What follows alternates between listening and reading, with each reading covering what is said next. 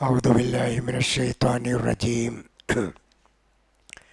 ولو ان اہل القری آمنوا واتقوا لفتحنا علیہم برکات من السماء والارض ولکن کذبوا فاخذناہم بما كانوا یکسبون۔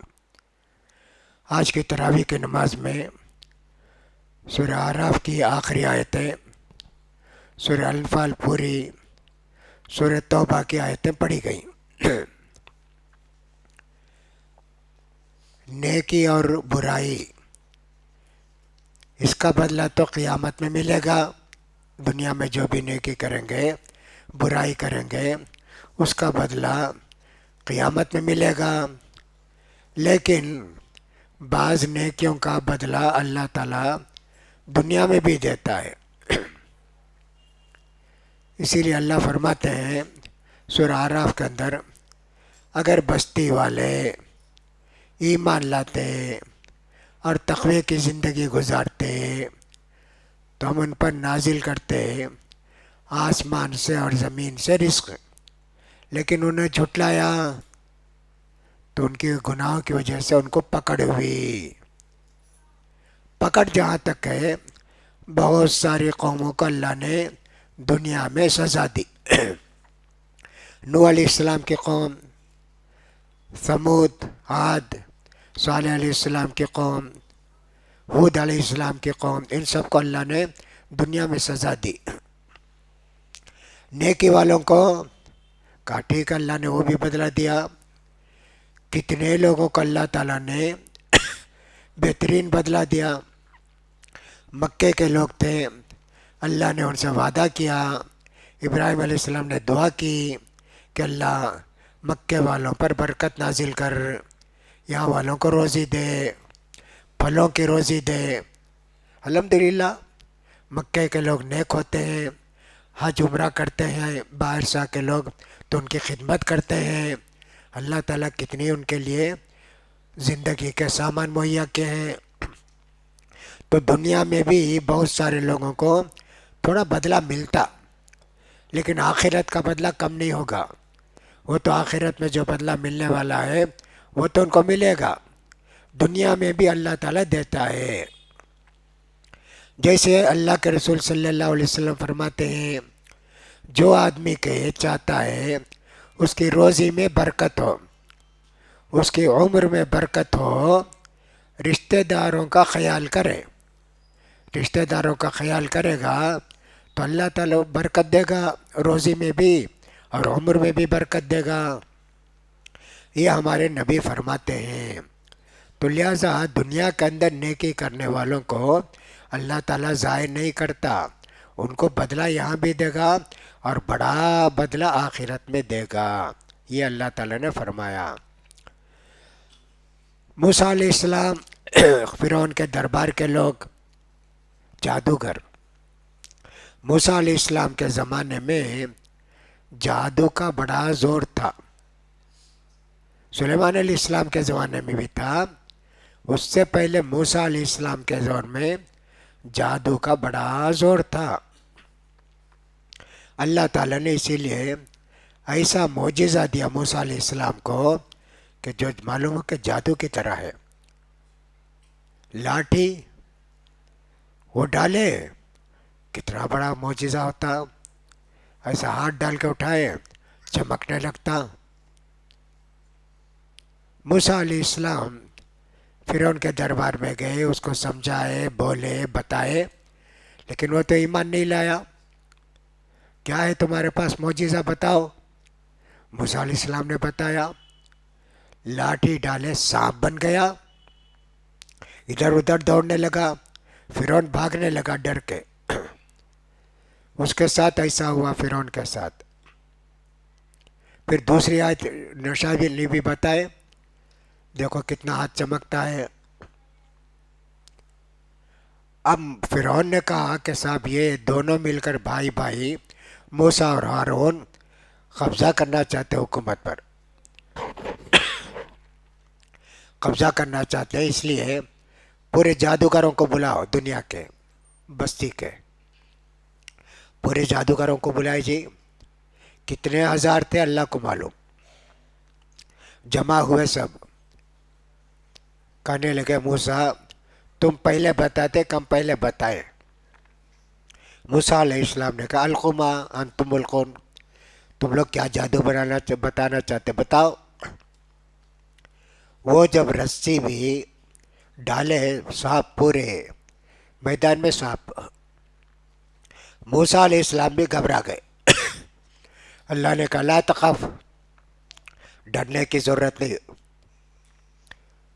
والق ما فی یمینک، تمہارے ہاتھ میں جو لاٹھی ہے ڈالو اس کو. ڈالے پورے سانپ کو نگل گیا. اب یہ جادوگر سمجھ گئے کہ یہ جادو نہیں ہے موسیٰ علیہ السلام کا، اللہ کی طرف سے یہ معجزہ ہے. پورے لوگ مسلمان ہو گئے. فرعون تو چاہتا تھا کہ موسیٰ علیہ السلام سے مقابلہ کر کے سب کو ہرا دے، موسیٰ علیہ السلام کو بھی ہارون کو بھی جیل میں ڈال دے. الٹا ہو گیا. اس کے بعد کیا ہوا؟ ایمان لائے. فرعون کہنے لگا اچھا تم لوگ بات کر لیے پہلے، ہم لوگ ایسا ڈالیں گے تم ایسا ڈالو، یہ تمہاری سازش ہے. اب میں تم کو کیا کروں گا؟ ہاتھ پاؤں کاٹوں گا، سولی پر چڑھاؤں گا. جب وہ لوگ آئے فرعون کے پاس، اِنَّ لَنَا أَجْرًا إِن كُنَّا نَحْنُ الْغَالِبِينَ، اگر ہم جیت گئے تو انعام ملے گا. فرعون نے کہا ہاں میں اپنے درباری بنا لوں گا تم لوگوں کو. یہ فرعون نے کہا دنیا کا لالچ. لیکن پھر کیا ہوا؟ اب ایمان لانے کے بعد اتنی بڑی دھمکی کے لیے کہتے ہیں لا غیر، کیا کرنا چاہتے کرو. انا آمنا بربنا لیغفر لنا خطایانا وما اکرہتنا علیہ من الصبر. اب تم جو کچھ کرنا چاہتے کرو، میں تو ایمان لایا، ہم لوگ تو ایمان لائے. اب اس نے سولی پر چڑھایا، ہاتھ پر کاٹے، معلوم نہیں. کچھ لوگوں نے لکھا ہے کچھ لوگوں کے ہاتھ پیر کاٹا تاکہ دوسرے لوگ ڈر کے فوراً فرعون کی تائید کرے. نہیں ہو سکتا ہے کاٹا ہو. ایمان کتنا مضبوط ہو گیا دیکھو. اللہ کی نشانیاں دیکھتے ہیں تو ایمان مضبوط ہوتا ہے. ہم اپنے ایمان کا جائزہ لیں، کیا صاحب ہم لوگ اتنے ایمان میں مضبوط ہیں کیا؟ فرعون اتنی بڑی طاقت، فرعون کی طاقت، انا ربکم الاعلی، میں سب سے بڑا اللہ ہوں، ایسے چیلنج کرنے والا. لیکن اللہ اس کو بھی ناکام کر دیا. پھر اس کے بعد ایسا ہوا فرعون، اللہ نے ان پر عذاب نازل کیا.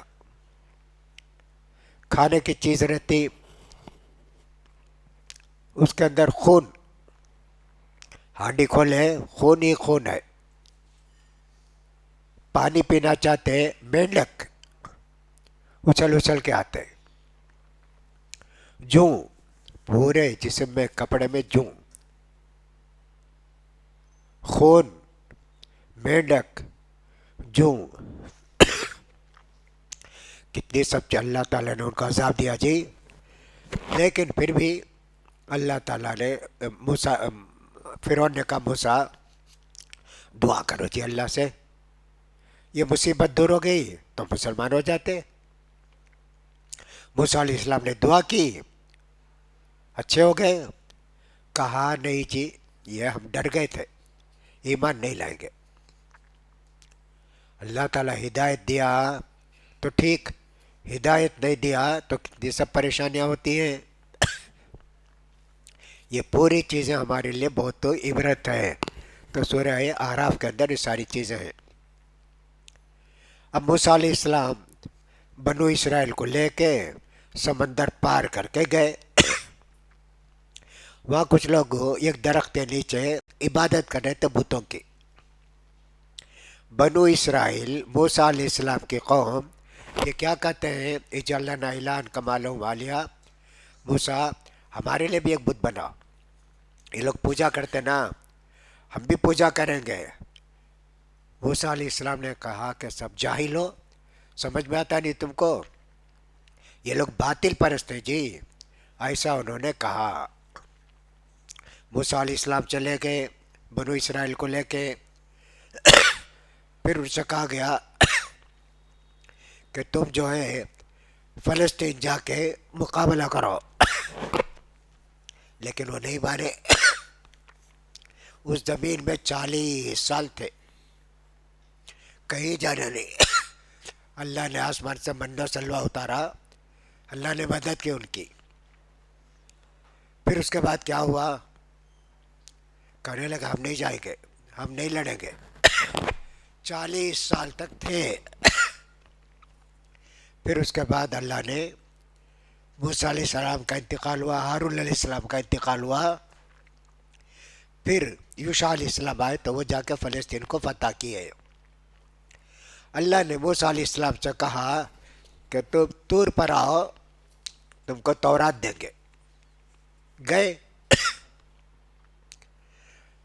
جا کے وہاں روزہ رکھے، 30 دن تھے، پھر 40 دن ہوئے، تورات لے کر آئے۔ جب تورات لے کر آئے تو کیا ہوا؟ کہا کہ موسیٰ اتنے جلدی کیوں آئے؟ کہا تم کو راضی کرنے کے لیے اللہ، تمہاری قوم کے لوگ بت پرست بن گئے۔ جاتے وقت ہارون علیہ السلام کو تاکید کر کے گئے، تم خیال کرو ان کا، شیطان ان کو گمراہ نہ کرے۔ ایک آدمی تھا سامری، وہ کیا کیا؟ سب کے زیور جمع کر کے یہ گائے کا پاڑا بنایا، اس کے اندر آواز آتی تھی، ہاؤ ہاؤ، جیسے گائے کا پاڑا بولتا ہے۔ موسیٰ علیہ السلام آئے، ہارون علیہ السلام پر غصہ کیے، تم ان کو منع نہیں کیے؟ کہا منع کیا، مجھے قتل کرنے والے تھے یہ لوگ۔ کہا اللہ مجھے معاف کر دے، اللہ میرے بھائی کو معاف کر دے۔ پوچھے سامری سے کیا ہوا؟ کہا کہ میں جو ہے جب ہم لوگ سمندر میں آ رہے تھے، یہ گھوڑا بھی تھا، اس کے پیر کے نیچے گھاس اگتی تھی، میں نے کہا کچھ بھی زندگی ہے اس میں، تو مٹی اٹھا لیا میں، یہ بنا کے اس میں مٹی ڈال دیا۔ کہا اچھا۔ کہا موسیٰ علیہ السلام نے آج تیری سزا یہ ہے، تو کسی کا قریب نہیں جانا اور لوگ بھی تیرے قریب نہیں آنا، تجھے بھی اور یہ جو بچڑا ہے سمندر میں ڈال کے جلائیں گے۔ ایسا ہوا جی۔ ہم دیکھتے ہیں کہ صاحب یہاں کے جو ہندو ہوتے ہیں مندر کے پاس، مندر میں پاڑا رکھتے، ہندوؤں میں بھی اور یہودیوں میں بھی بہت قریب قریب نشانیاں ہیں۔ یہ پاڑا کہاں سے آیا؟ وہیں سے آیا، موسیٰ علیہ السلام کے زمانے سے، اس کی عبادت یہ لوگ کرتے تھے۔ اتنی سب باتیں ہوئی۔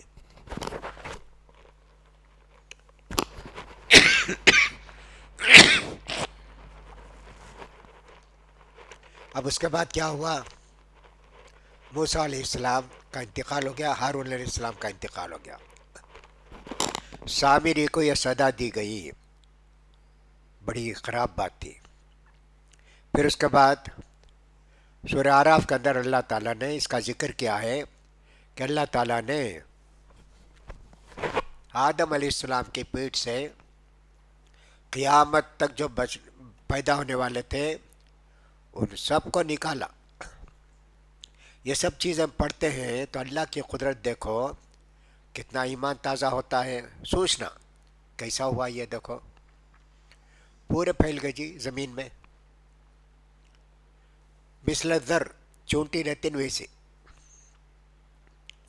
ایک آدمی کو دیکھے بہت چمکدار، چھوٹی چھوٹی چمٹی، کہا کہ کون ہے؟ کہا داؤد علیہ السلام ہے۔ کہا کہ ان کی عمر کتنی ہے؟ کہا 60 سال۔ کہا اللہ میری عمر دے دیتا ہوں 40 سال۔ ہو گیا جی۔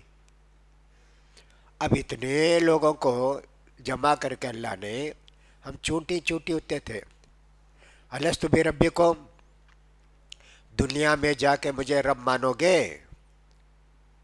قالوا بلا، ہم سب نے کہا ہاں ضرور ہم ایسے ہی کریں گے۔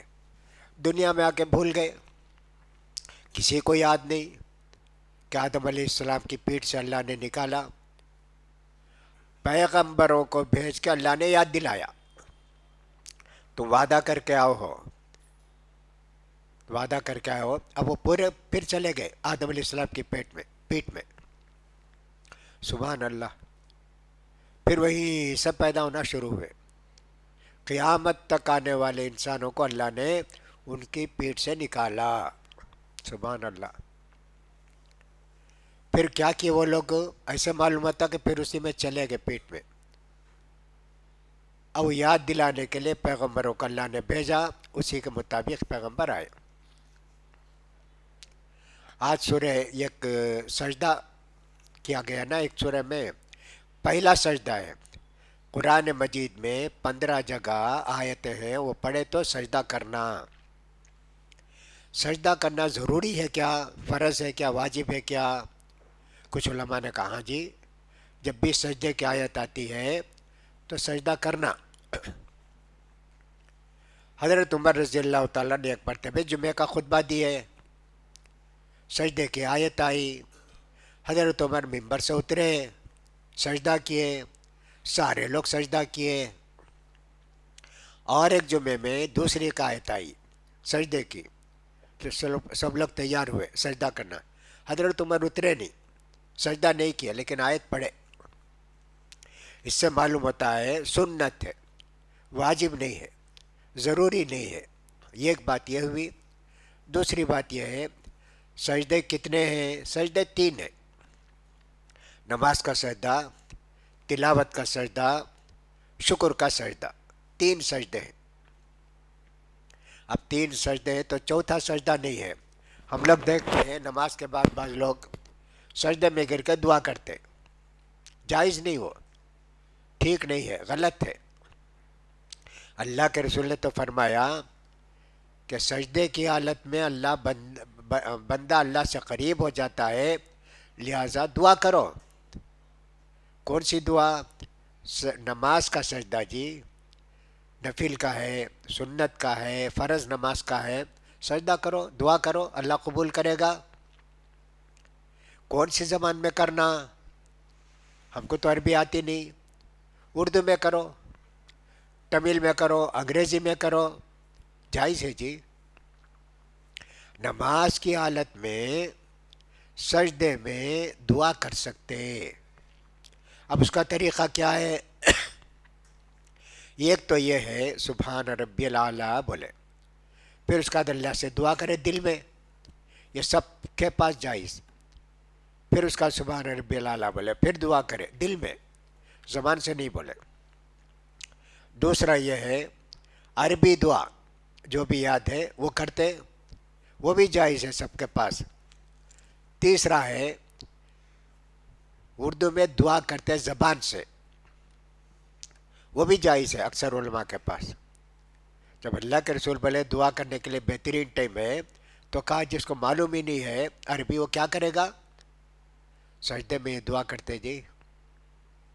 اب یہ جو سجدہ کرتے تلاوت کا سجدہ، قبلے کی طرف رہنا، ٹھیک، وضو کے ساتھ رہنا، اس کا ثبوت نہیں ہے۔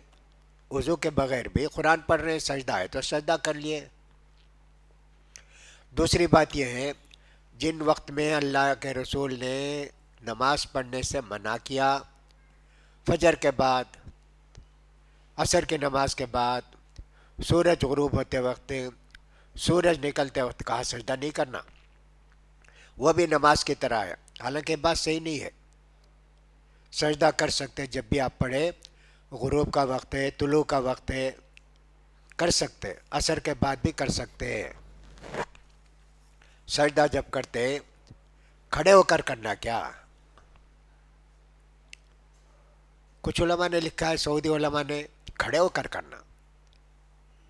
میں سمجھتا ہوں کہ نہیں، بیٹھے ہیں تلاوت کر رہے ہیں، بیٹھے بیٹھے سجدہ کر لیے۔ اس لیے کہ ہم لوگ کیا کرتے ہیں، کھڑے ہوتے ہیں سجدہ کرتے ہیں نماز میں۔ اب بیٹھے ہیں تو بیٹھ کر سجدہ کریں گے، کھڑے ہونے کی بات نہیں ہے۔ تو یہ بھی میرے خیال میں ٹھیک نہیں، اس لیے کہ 2 سجدہ ہے نا، ایک سجدہ کھڑے ہو کر کرتے ہیں، دوسرا سجدہ بیٹھ کر کرتے نا، اس لیے بیٹھ کر سجدہ کر سکتے. سجدے میں کیا دعا پڑھنا، وہ دعا بھی سجدے کی ہے. کتنی دعائیں ہیں. کچھ لوگوں نے یہ سبحان ربی الاعلیٰ پڑھنا، کسی نے کہا نہیں جی سبحان الذی سخر لنا ھذا، نہیں کیا ہے دعا جی، شق سمعہ بصرہ بحولہ وقوتہ، یہ دعا پڑھنا. کوئی بھی دعا پڑھ سکتے. کچھ بھی یاد نہیں تو سبحان ربی الاعلیٰ پڑھو. ایک سجدہ کرنا کہ دو سجدہ کرنا، ایک ہی سجدہ کرنا تلاوت کا. کرنے کے بعد سلام پھرنا کیا السلام علیکم ورحمۃ اللہ، السلام علیکم، نہیں جی وہ بھی نہیں ہے. ختم. کتنی باتیں سجدے کے تعلق سے، بہت ساری باتیں ہیں. تو آج سجدے تلاوت ہوا، 15 جگہ ہے. سورہ اعراف کا پہلا سجدہ. قرآن پڑھتے وقت توجہ سے سنو، اللہ نے کہا فَإِذَا قُرِئَ الْقُرْآنُ فَاسْتَمِعُوا لَهُ. قرآن جب پڑھا جائے تو غور سے سنو. بہت ساری جگہوں میں جلسہ ہوتا، جلسہ ہوا تو کیا کرتے لوگ، بات کرتے رہتے نا، بھئی قرآن ڈالو قرآن ڈالو، قرآن ڈالتے. کیا فائدہ جی، بات کرنے والے بات کرتے رہتے. یہ قرآن کی بے ادبی ہے، ایسا نہیں کرنا کبھی. بہت سارے لوگ ایسا کرتے، لوگوں کو خاموش کرانے، خاموش نہیں رہتے، بات کرتے رہتے، کچھ بھی کرتے رہتے. ایسا نہیں کرنا، غور سے سنو. اب اللہ نے تو یہ کہا جب قرآن پڑھے تو غور سے سنو، خاموش رہو. اب نماز پڑھتے جی، امام پڑھتے فجر میں، مغرب میں، عشاء میں، ہم لوگ خاموش رہنا کیا؟ نہیں سورہ فاتحہ پڑھ سکتے. سورہ فاتحہ پڑھنا صحیح بات تو حدیث میں ہی ہے کہ سورہ فاتحہ پڑھنا، پڑھنے سے ہماری نماز مکمل ہوتی. سورہ فاتحہ نہیں پڑھے تو ہماری نماز مکمل نہیں ہوتی. کبھی کبھی ایسا ہوتا ہے کہ دوڑ کے آ کے رکوع میں مل جاتے، سورہ فاتحہ ملی نہیں، نماز ہوتی کیا؟ ایک رکعت نہیں، وہ رکعت ہوتی نہیں، وہ ایک رکعت دوبارہ پڑھنا. ایک صحابی تھے ابو بکرہ، وہ ایک مرتبہ آئے مسجد کو، اللہ کے رسول رکوع میں تھے، وہیں سے رکوع کر لے ایک آگے. اللہ کے رسول کو بولے تو کہا کہ دیکھو زادک اللہ حرصاً، رکوع پانے کو واسطے تمہاری جلدی اچھا کرے، آئندہ نہیں کرنا، ایسا بولے. اب اس حدیث کو لے کے شیخ بن باز وغیرہ کہتے ہیں رکوع مل گیا تو رکعت مل جاتی. امام بخاری کہتے ہیں نہیں، ہر رکعت میں سورہ فاتحہ پڑھنا جب بھی نماز ہوتی ہے رکعت. اگر کسی رکعت میں نہیں پڑھے تو کہا نہیں ہوتی، وہ رکعت نہیں ہوتی. تو اللہ نے کہا جب قرآن پڑھا جائے تو کیا کرتے تھے، اللہ کے رسول کبھی قرآن پڑھ کے سنائے، کافر لوگ چیختے چلاتے، خوب چیختے چلاتے. تو اللہ نے کہا غور سے سنو، ہدایت ملے گی. تو اس طرح سورہ فاتحہ پڑھنا ہمارے لیے ضروری ہے. یہ ساری باتیں اس سلسلے میں اللہ تعالی نے فرمائی ہیں. پھر اس کے بعد جنگ بدر کا تذکرہ ہے سورہ انفال کے اندر. جنگ بدر 2 ہجری میں ہوئی.